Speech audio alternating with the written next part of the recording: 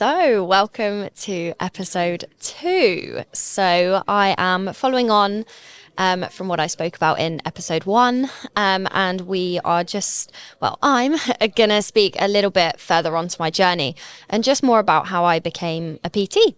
And it's kind of all just been a butterfly effect, which I'm really grateful for. So obviously leading on from my first episode, obviously when I was at uni, I was sort of doing heavily in dance and sort of looking a little bit more into the professional world.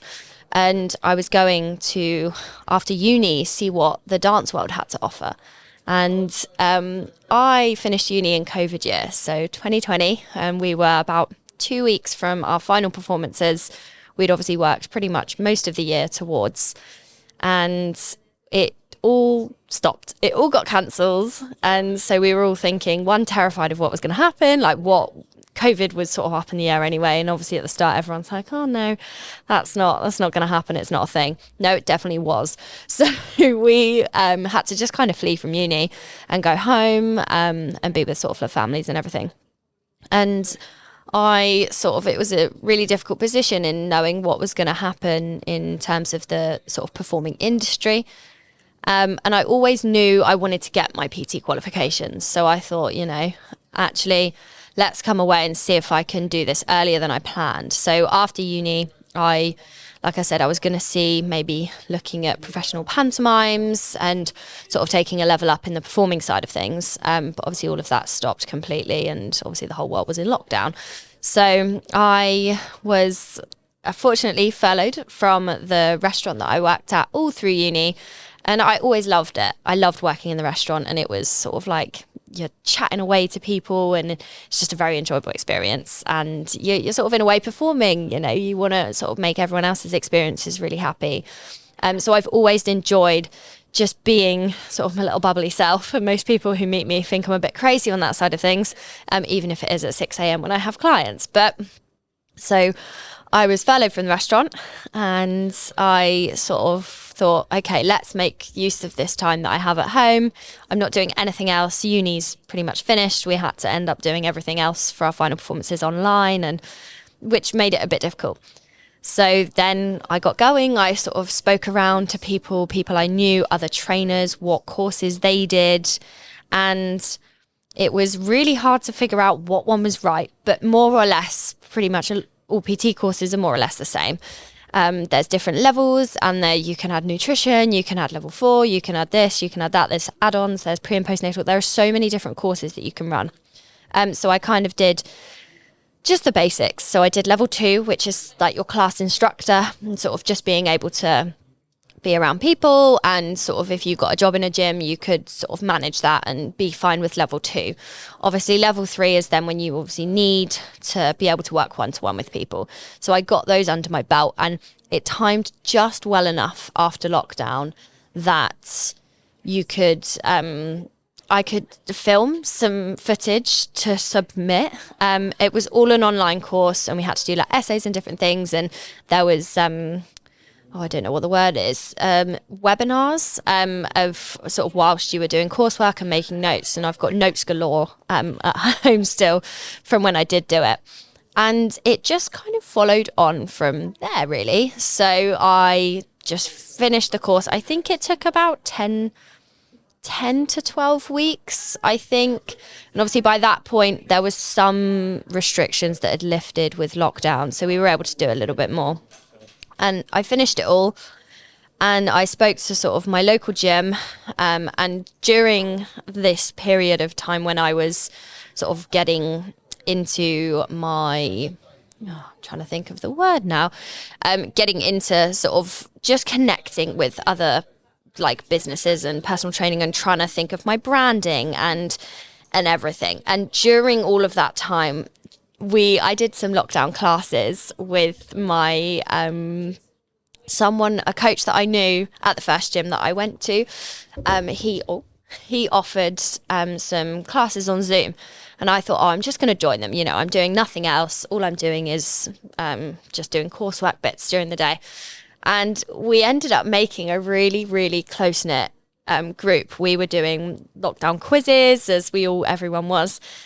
And obviously they were doing sort of photo shoots and transformations. And then I sort of ended up choosing to coach with him as well, who was running the classes, Courtney. He will, hopefully he'll be listening.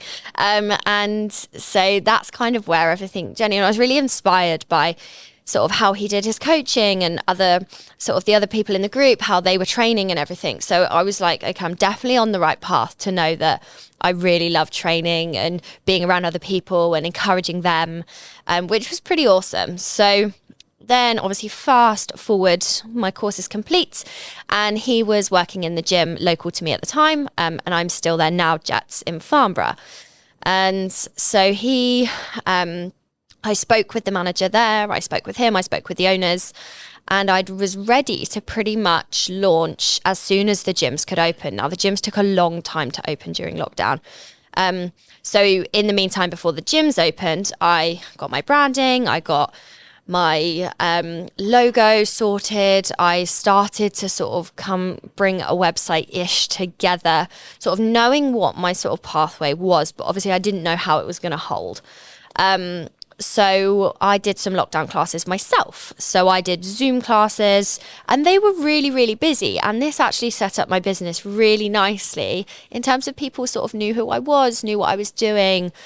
They were really enjoying themselves. And it was just so simple. And I did some dance fit classes. I still do dance fit classes now.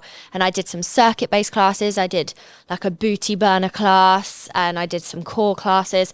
And that really just launched everything. So when everything was open and the gyms were open, I was then able to just jump straight in. People knew who I was. People kind of had that connection. Again, I wasn't very well known, but I was known enough just to sort of keep taking those steps. Now, I had no idea what was going to happen when the gyms opened. I had no expectation. I didn't know how many clients I would get or how to even get clients or how you promote yourself. And it was just about learning. So, you know, social media is every PT's best friend.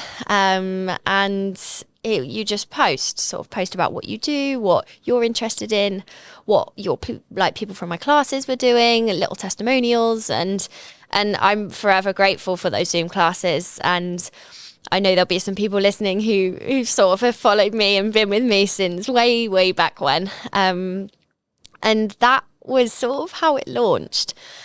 And I was really grateful and I had no idea with how it was going to go. And so I thought, okay, well, I can still work at the restaurant if I'm sort of lacking or sort of need to sort of keep up everything. And I never went back to the restaurant. And actually my manager from the restaurant about 3-4 months down the line said, are you ever going to come back to work? And so I had to hand in my notice and be like, I can't come back. And I've been having my business ever since. And I've had my business 3 years in January, which is still a bit of a pinch me moment. And I can't believe what I do every day. And it just is a constant effect. And then I sort of spoke to more trainers. I sort of did more filming. I spoke to other people. And then I had the opportunity to sort of go more self-employed than work sort of under the sort of gym on the floor. And I love working on the gym floor. It was great. I got to chat to people. And sometimes I question what my job is because really I'm just chatting away to people. And what more could you want?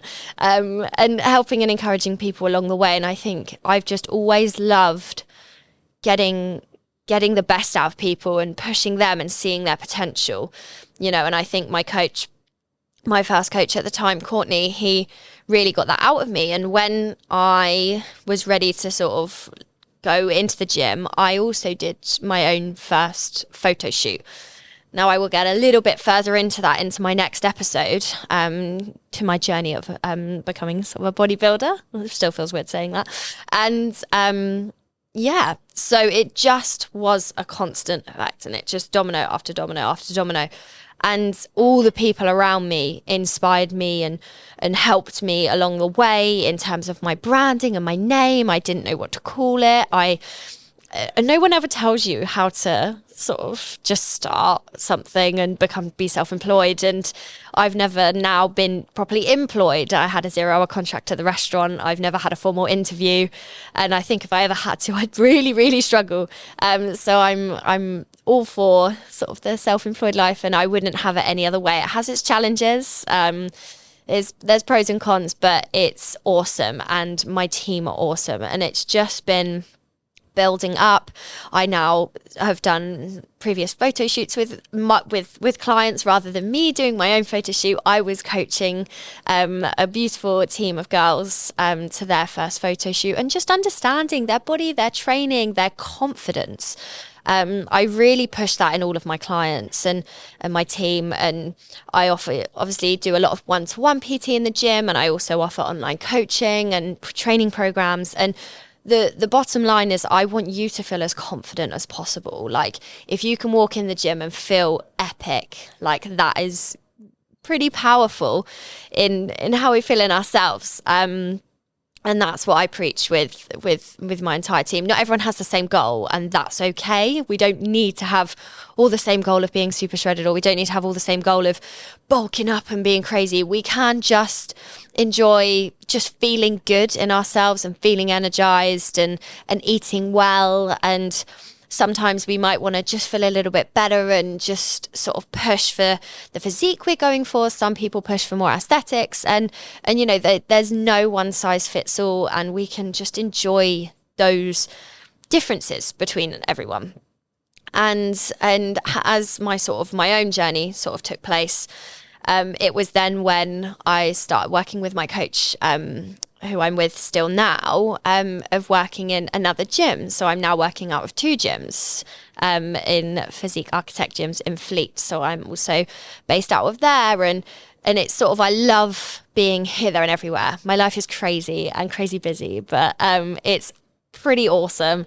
And it's a journey on my own. You know, I'm still learning about the ways to sort of push further business and to grow and to level up. And it's another reason for doing this podcast, and sort of just getting more people out there, and maybe, you know, you might be inspired by any of what I've spoken about today.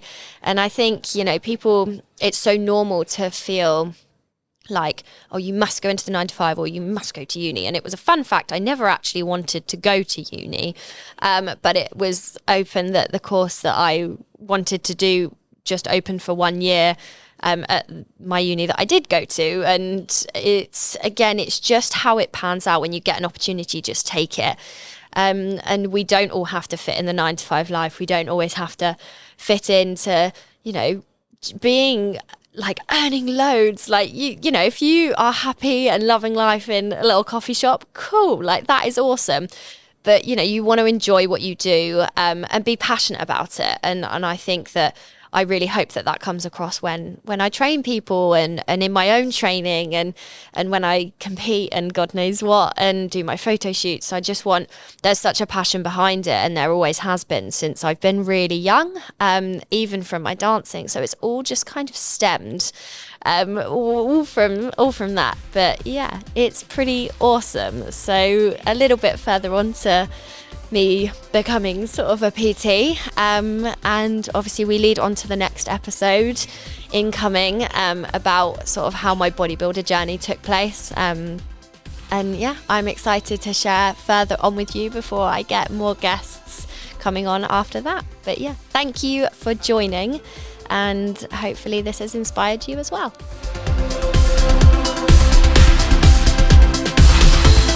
Hi, I'm Dee Shepherd from SMJ Media Group.